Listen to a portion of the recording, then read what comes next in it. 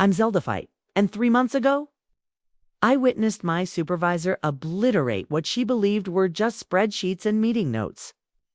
Standing behind my desk, she declared my year of dedicated effort utterly worthless to our entire department, then hit delete as 23 colleagues watched in silence.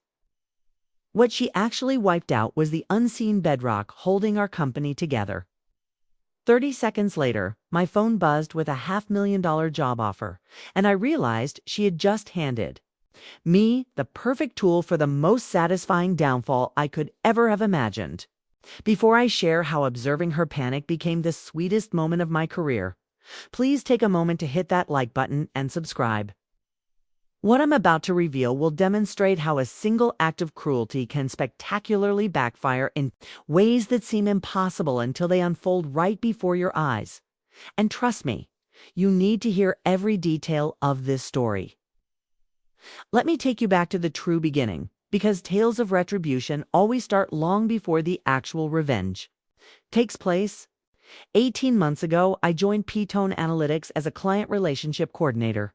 The job description sounded mundane: maintain communication records, schedule follow-ups, track client satisfaction.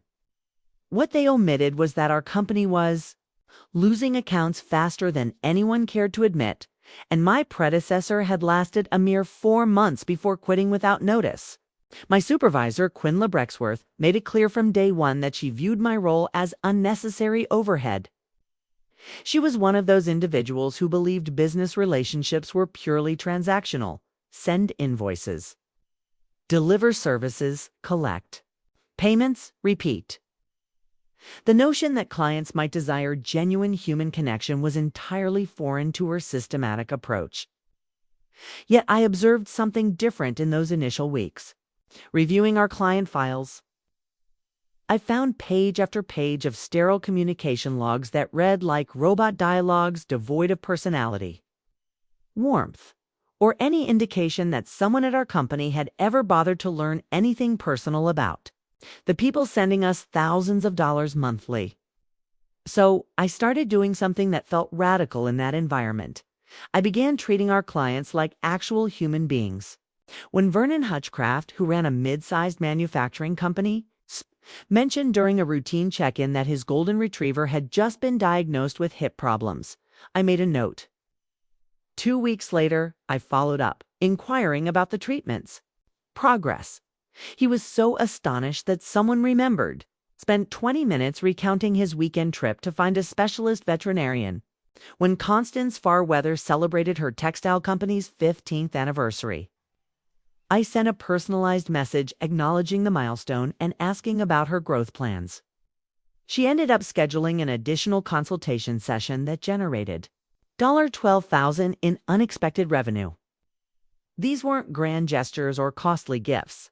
I simply listened when people shared aspects of their lives, remembered what mattered to them, and followed up in ways that demonstrated I genuinely cared about their success beyond what they paid us. Quinn never grasped what I was doing. She would pass my workstation, seeing me type what appeared to be casual conversation notes, and I could feel her disapproval radiating across the office. During our monthly reviews, she would flip through my activity reports with visible frustration. "Why are you spending 45 minutes on calls that should take 15? She'd demand, tapping her pen against her clipboard.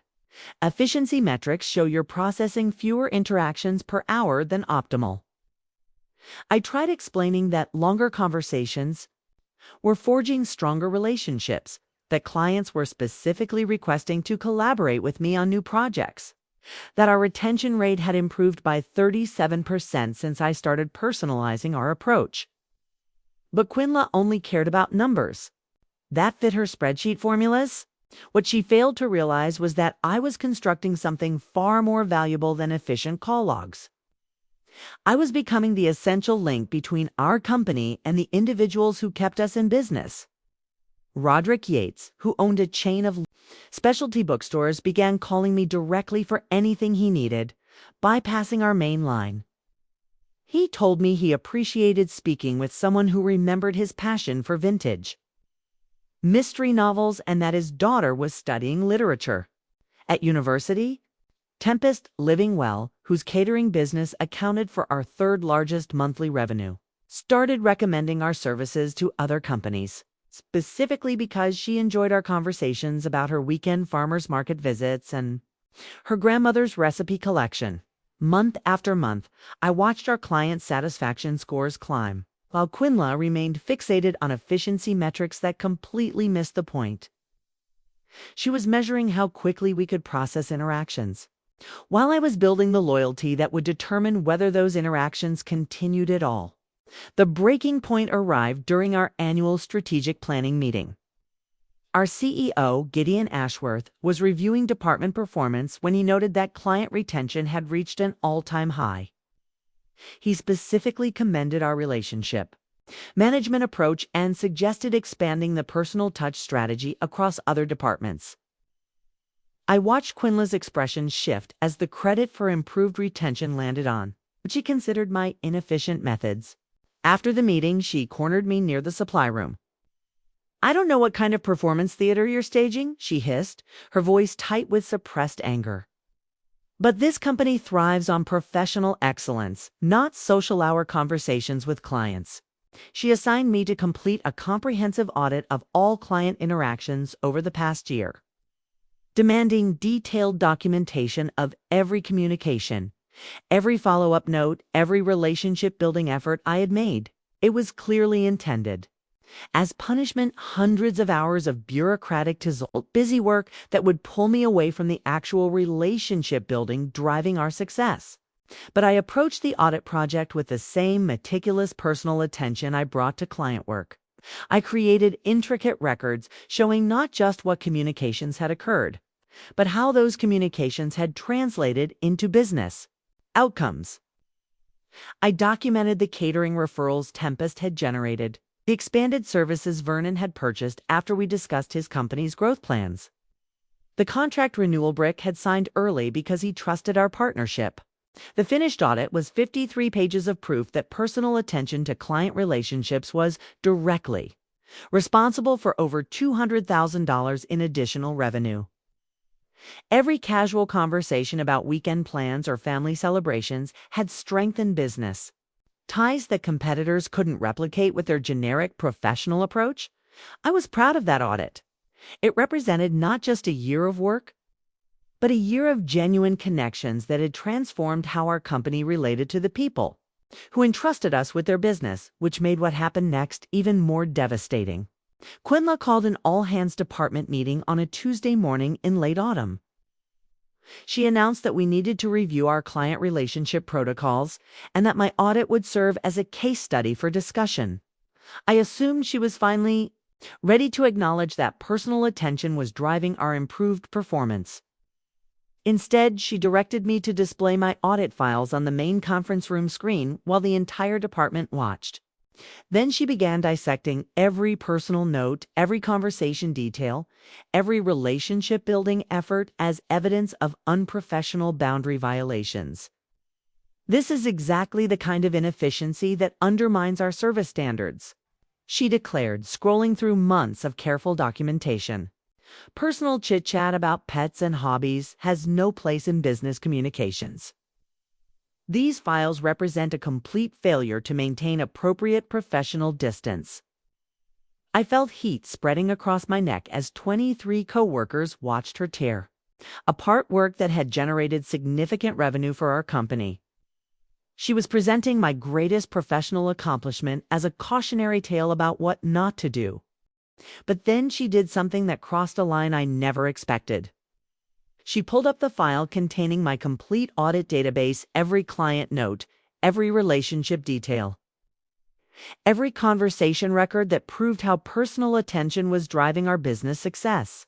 Her finger moved toward the delete option while she continued talking about the need for professional standards. "This entire approach is garbage," she announced, her hand hovering over the deletion command. "Beginning today, we return to efficient, professional client communication protocols." And then she clicked delete. I watched a year of relationship building vanish from the screen. 53 pages of documented connections that had generated hundreds of thousands of dollars in revenue. gone in one vindictive moment. The silence in the conference room was absolute as everyone processed what had just happened. Right. Quinla turned away from the screen with a satisfied expression, clearly expecting me to accept this humiliation and start rebuilding my work according to her preferred methods.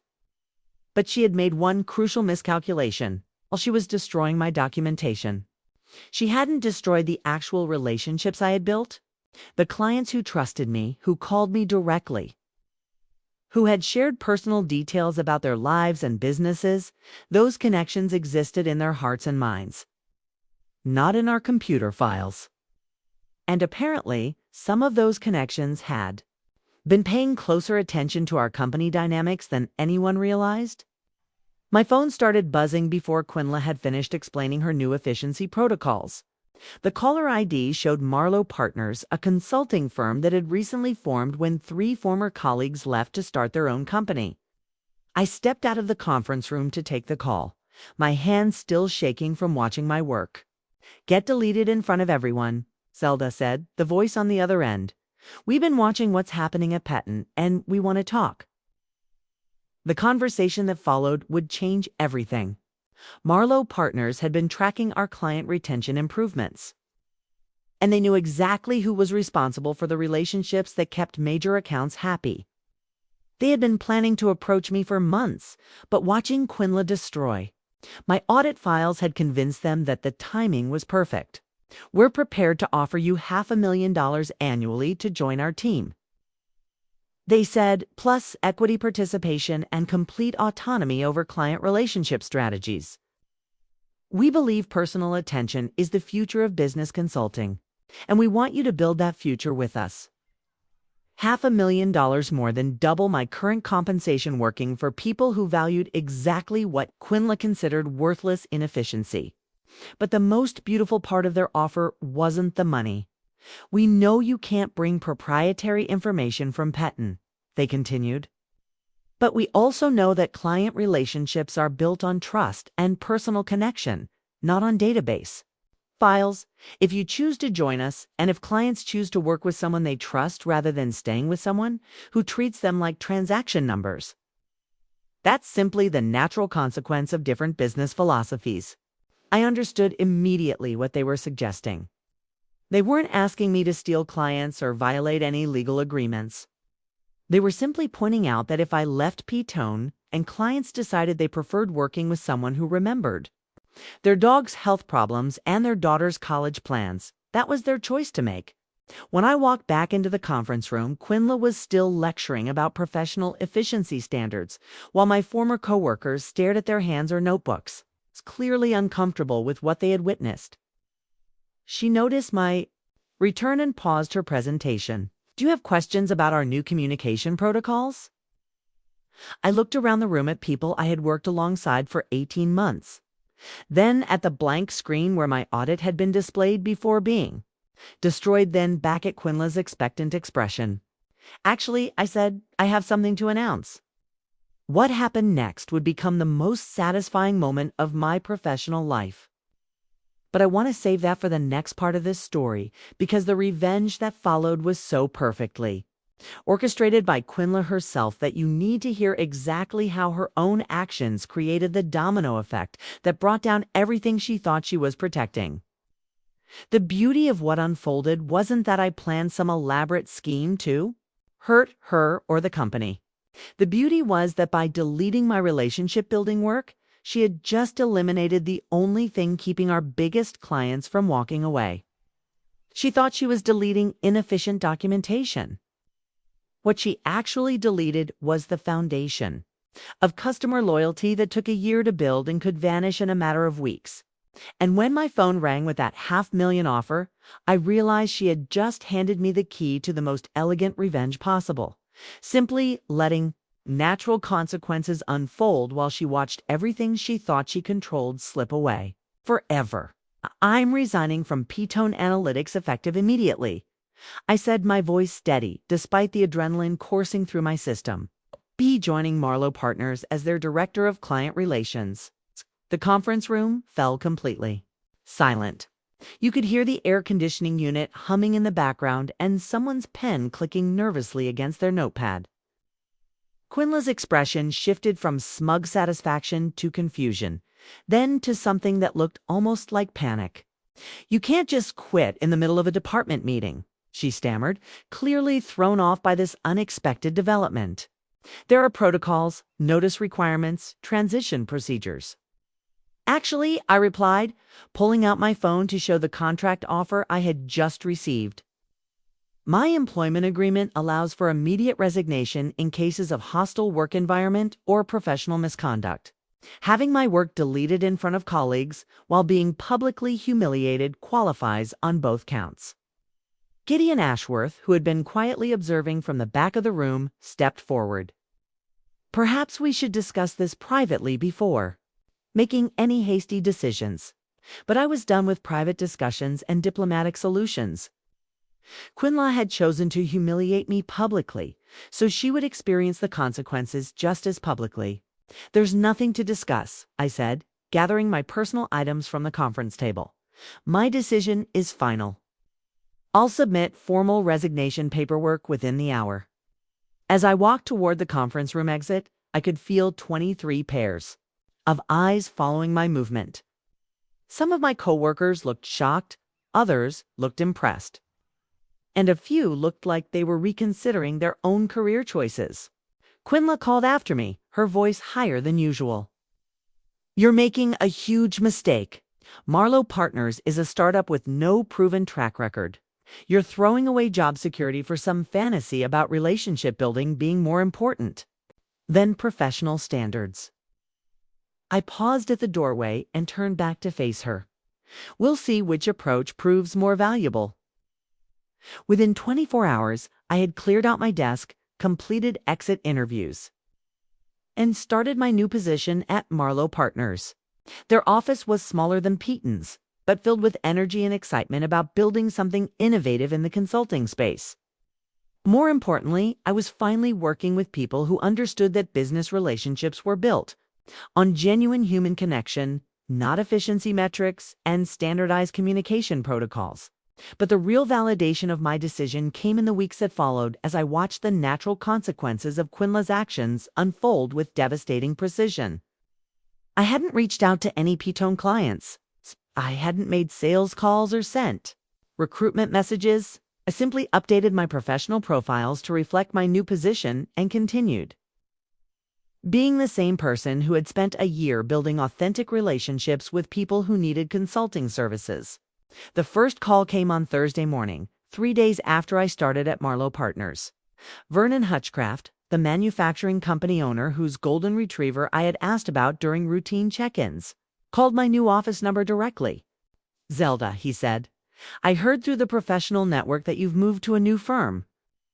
I wanted to congratulate you and ask about your new company's capabilities." We talked for an hour about his business needs, his expansion plans, and yes, his dog's improved mobility after the specialist treatment. By the end of the conversation, he had scheduled a consultation meeting to discuss transitioning his account to Marlowe Partners. Second call came that same afternoon. Constance Farweather, whose textile company anniversary I had celebrated, wanted to discuss her upcoming project needs with someone who understood her business philosophy. "I've been working with consulting firms for 12 years, she told me, "and you're the first person who ever made me feel like my company mattered beyond the invoice amount.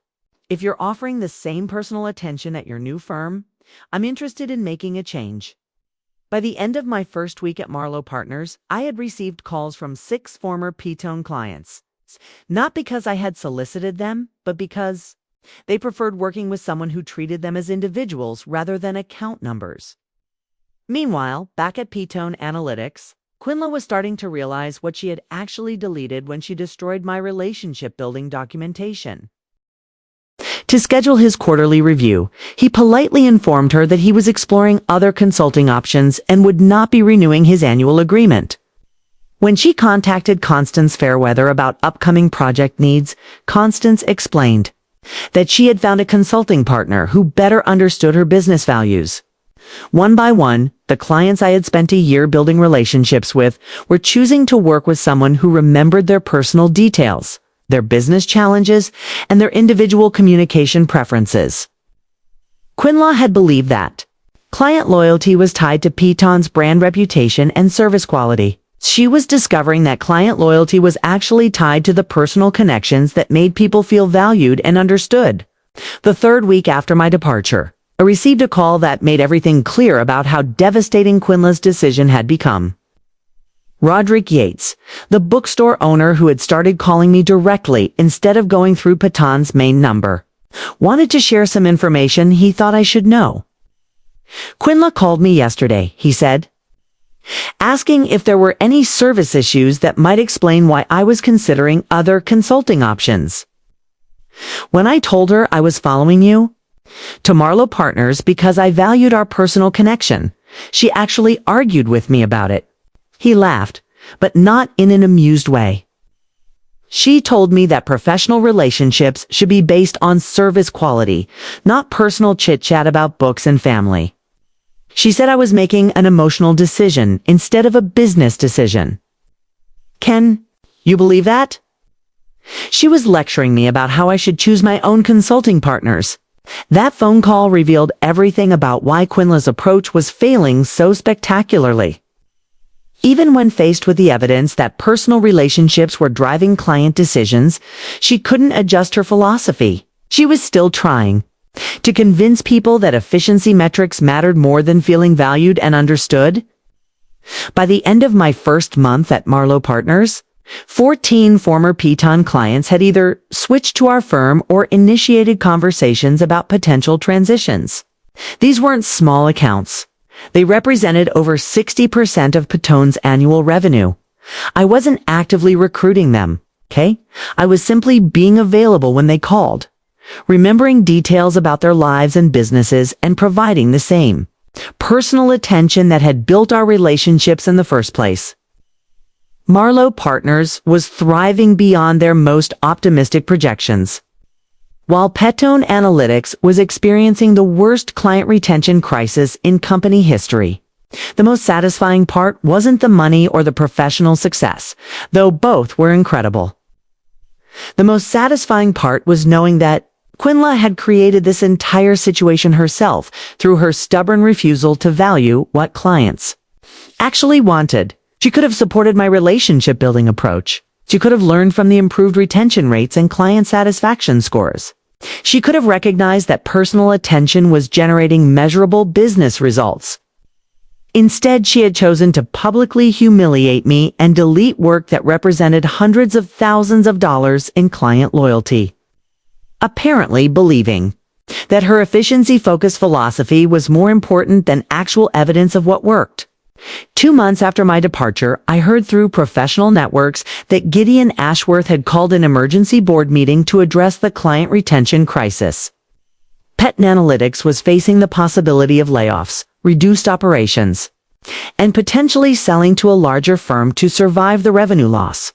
Quinlaw, who had been so confident about her professional standards and efficiency metrics, was now scrambling to explain how the company had lost most of its major accounts within 8 weeks. According to sources still working there, she had initially tried to blame my departure for the client defections, arguing that I had somehow poisoned client relationships or violated ethical standards to steal accounts. But the timeline didn't support her accusations. Clients weren't leaving immediately after I resigned. They were leaving after attempting to maintain relationships with Quinlaw's new efficiency-focused approach, and discovering that they preferred working with people who treated them as individuals. The board investigation revealed exactly what I could have told them months earlier. Clients choose consulting partners based on trust, communication quality, and feeling valued, not on how quickly their calls get processed or how efficiently their concerns get categorized. Quinlaw had spent a year dismissing relationship building as inefficient social hour conversation. And now she was facing the consequences of that philosophy in the form of client defections that threatened the entire company's survival. 3 months after my departure, I received the call that made this revenge story complete. Gideon Ashworth contacted me personally to discuss what he called a potential partnership opportunity. He wanted to know if Marlowe Partners would be interested in acquiring P-Tone Analytics' remaining client accounts and possibly hiring some of their staff during what he described as a strategic restructuring process. The company that had considered my relationship building approach inefficient garbage was now hoping to sell their remaining assets to the firm that had been built on exactly the principles Quinla had rejected. During our conversation, Gideon mentioned that they were also reevaluating leadership approaches in their client relations department. Reading between the lines, it was clear that Quinla's position was no longer secure. "I have to ask," he said toward the end of our call, "what would it take to bring you back to P-Tone as Director of Client Relations? We're prepared to offer significant compensation increases and complete autonomy over relationship management strategies." The irony was incredible. 3 months after watching my work get deleted in front of my colleagues, I was being recruited back to implement exactly the same approach at a much higher salary with complete authority over the department that had rejected my methods. But I had no interest in returning to work for people who had only learned to value my approach after losing millions of dollars in revenue. "I appreciate the offer," I told him, "but I'm very happy with my current position." Marlowe Partners understood the value of personal client relationships from day one, rather than having to learn it through crisis. 6 months after leaving P-Tone Analytics, I was promoted to senior partner at Marlowe Partners with equity participation and responsibility for expanding our client relationship philosophy across multiple service lines. The clients who had followed me from P-Tone became the foundation for our most successful year in company history. Meanwhile, P-Tone Analytics underwent the strategic restructuring that Gideon had euphemistically described. They laid off 30% of their staff, sold their largest office space, and ultimately merged with a competitor who valued efficiency metrics over personal relationships. Quinla was not retained during the merger. I learned about her departure through LinkedIn updates and professional network conversations. According to former colleagues, she had spent her final months at P-Tone trying to rebuild client relationships using the same impersonal approach that had caused the crisis in the first place. She apparently never understood that the problem wasn't her communication skills or technical knowledge. The problem was her fundamental belief that business relationships should be purely transactional. The last update I heard about her situation came from a mutual professional contact who mentioned that she was having difficulty finding comparable positions because her most recent role had ended during a major client retention crisis. Potential. Employers were understandably concerned about hiring someone whose management approach had contributed to such significant revenue loss, especially in client-facing roles where relationship building was considered essential. I felt no pleasure in hearing about her career difficulties. My satisfaction came from knowing that the principles she had mocked and rejected were now recognized throughout our industry as essential for sustainable business success. Every consulting firm was investing in personal client relationship strategies. Every professional development program emphasized the importance of treating clients as individuals rather than transaction sources. Every successful consulting practice prioritized exactly the approach that Quinla had considered inefficient garbage. She had been wrong about what clients valued, wrong about what drove business success, wrong about the importance of personal connections in professional relationships. And her wrongness had been revealed not through elaborate schemes or calculated attacks, but simply through allowing natural consequences to unfold after she chose to publicly destroy work that represented the foundation of customer loyalty. The most elegant revenge is always the kind where your enemy defeats themselves through their own actions. You simply have to step aside and let their poor decisions create the destruction they deserve. Today, 2 years after watching my audit files get deleted in front of 23 colleagues, I'm running the client relations division for one of the fastest growing consulting firms in our region. Our success is built entirely on the principle that Quinla rejected that business relationships thrive when people feel valued, understood, and personally connected to their service providers. Every day I get to work with clients who appreciate having their birthdays remembered, their family updates acknowledged, and their business challenges addressed with genuine personal investment in their success. And every day I'm reminded that the best revenge against people who undervalue your contributions is simply proving them wrong through your continued success elsewhere. Quinla thought she was deleting inefficient documentation when she destroyed my relationship building work. What she actually deleted was the only thing preventing her professional world from collapsing around her. Sometimes the most satisfying revenge is just letting people experience the natural consequences of their own terrible decisions while you build something better somewhere else. If this story resonated with you, or if you've ever had someone undervalue work that you knew was important, I'd love to hear about it in the comments below. Sometimes the best therapy for professional betrayal is sharing stories with people who understand what it feels like to have your contributions dismissed by people who should know better. And if you enjoyed hearing about how deleting my files became the beginning of Quinla's professional downfall, please like this video and subscribe for more stories about workplace revenge that writes itself, when you simply let incompetent managers face the consequences of their own poor judgment.